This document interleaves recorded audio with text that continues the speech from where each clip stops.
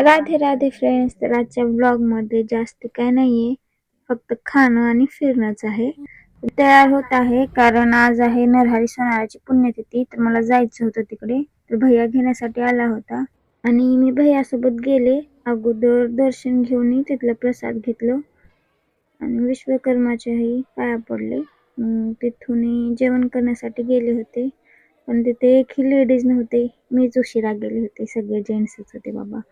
आणि काय मग निर्लज्जासारखं मी एकटीच बसले होते जेवणासाठी खाली. बघा कोणीच नाही, एकही नाही. मी एकटी म्हणजे एकटीच आहे. आणि मला एक सांगा, कोणाकोणाला असं वेळ कॉम्बिनेशन खायला आवडते? नुकती आणि भाजी, गोड आणि तिखट. आणि आजकाल उन्हाळा चालू आहे की हिवाळा समजतच नाहीये. दुपारी एवढं तरी ऊन लागत आहे आणि सकाळी सकाळी थंडी वाजायली. कसलं ऊन आहे तिथून परत येऊन लगेच गावाला गेलो. वास्तुशांती होती म्हणून. आणि तिथे पण जेवण केलं थोडंसं. मी मम्मी गेलो होतो आणि भैया पण. बस आजचे तर झाले काम. उद्याचे जय श्राम. बाय.